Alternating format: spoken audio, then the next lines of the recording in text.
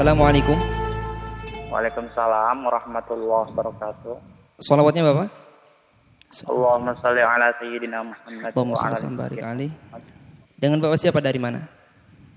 Dengan Bapak Mansur Al-Farhani dari Jambi. Jambi. Silahkan bisa langsung bertanya kepada Buya Pak. Ya. Buya, semoga selalu dalam lindungan Allah Subhanahu wa taala keluarga. Ada hal yang ingin kami tanyakan Buya. Bagaimana seseorang imam yang berdoa tapi dia tidak tahu artinya. Kemudian dia juga berdoa tidak menyertakan doa ibu ayah. Bagaimana demikian? Satu lagi Buya, ada yang mengatakan ketika imam membaca waladhdallin itu boleh kita makmum menambahkan Rabbil firli wali walidayya. Apakah benar demikian? Hanya itu yang ingin kami tanyakan Buya. Terima kasih. Baik, yang pertama adalah jika ada orang berdoa apakah imam atau yang lainnya. Jika sumber doa itu jelas, misalnya doa dari Nabi atau dari guru yang sudah benar, maka biarpun tidak paham artinya, sah dia berdoa. Sah dia berdoa. Karena ini doanya baginda Nabi. Tapi kalau tidak jelas sumbernya, jangan-jangan bukan doa. Kutukan jangan-jangan. Kalau ada seorang kiai alim yang memberikan ijazah, tolong baca ini. Biarpun tidak paham, baca, nggak apa-apa. Karena yang memberi adalah seorang alim, tidak akan menjerumuskan. Tapi kalau nemu di mana saja main potong matang sini, akhirnya ya sama seperti orang memberi nama, mentang-mentang di Al-Quran namanya rojim, syaitani rojim, kan jadi setan namanya. Jadi kalau itu biarpun bahasa Arab harus, pertama, kalau dari orang yang sudah kita percaya dia orang baik, boleh kita baca langsung. Biarpun tidak mengerti artinya. Tapi kalau tidak ada sumber yang jelas, kita harus tahu artinya. Jangan-jangan artinya menjerumuskan. Jadi sah saja kalau memang sumbernya jelas dan dia adalah orang awam. Sumbernya jelas, kemudian dia baca, biarpun tidak paham artinya adalah sah. Karena dia berdoa, dia ngerti maksudnya. Barangkali kiainya ngomong begini, kamu baca ini semoga hatimu tentrem. Dia nggak ngerti, baca Allahumma, nggak ngerti dia, biar hatinya tentrem. Bahkan ada orang baca Rabbana atina fid dunya hasanah, kan ada di dalam Al-Quran, cuman nggak ngerti artinya. Apa sih doanya? Doa sabu jagat. Oh biar hasil maksud semuanya. Oh gitu ya. Rabbana atina fid dunya. Nggak ngerti artinya sama sekali. Sah. Baik. Kemudian jika yang kedua adalah setelah membaca waladhdallin, jangankan kalau makmum bebas dia. Karena makmum hendaknya dia di saat makmum dianjurkan mendengar bacaannya imam. Sehingga kan urutannya dalam membaca itu disunnahkan makmum itu membaca surat Al-Fatihah setelah imam. Jadi sunnahnya begitu. Jadi imam membaca Fatihah, makmum mendengar dengan seksama.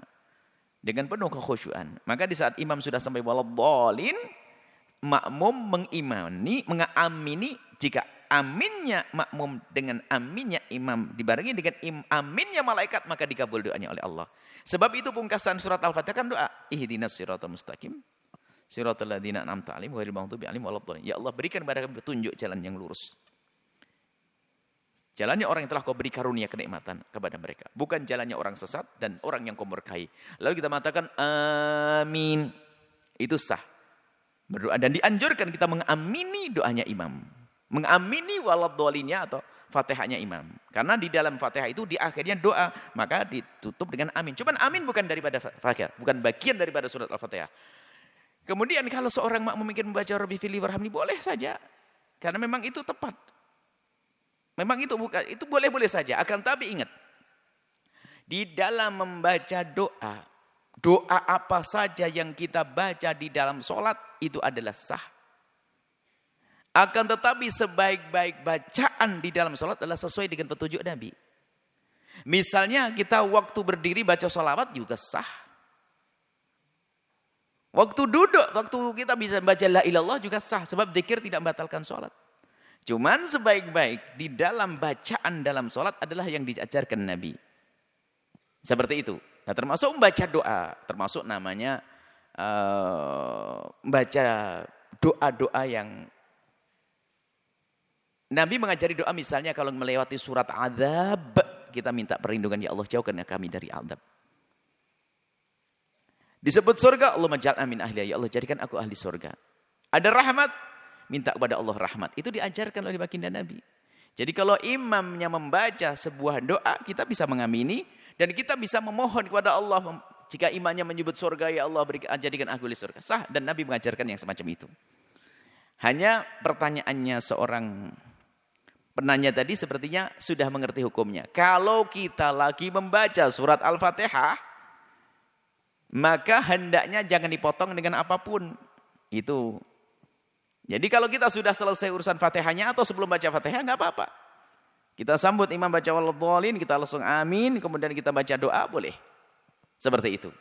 Tapi kalau kita lagi membaca surat Al-Fatihah, maka Fatihah kan dianjurkan, diharuskan berurutan, nggak boleh dipotong dengan apapun. Maka hendaknya kalau kita lagi baca Fatihah, sempurnakan baru setelah itu kita memberikan jawaban.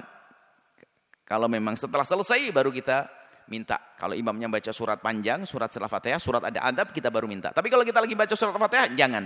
Lanjutkan Fatihah kita, baru nanti kita kalau dengar imam membaca surat adab, kita minta perlindungan dijauhkan dari adab. Kalau ada surga disebut, minta surga. Itu setelah kita membaca Fatihah, itu saja. Wallahu a'lam bishawab. Afwan Bu, itu ditanyakan juga bagaimana kalau berdoa tapi tidak mendoakan ke orang tua Bu? Oh, kalau ada seorang berdoa tidak mendoakan orang tua, ya doanya sah-sah saja, akan tapi ada kekerasan, kegersangan di hatinya. Tidak punya sambung hati dengan orang tua. Orang yang paling berjasa dalam hidup kita adalah orang tua kita.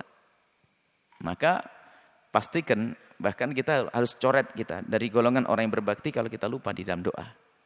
Doa itu kan yang paling murah dan meriah. Mudah. Kenapa kok bisa lupa? Karena hatinya nggak nyambung. Maka kami sampaikan kepada siapapun, lihat. Tanda bakti kita kepada orang tua kita. Ukur diri kita. Bakti tidak kepada orang tua. Tanyakan dirimu. Kalau kita dalam setiap berdoa ingat orang tua, ini insya Allah tanda kita orang berbakti. Setiap sholat.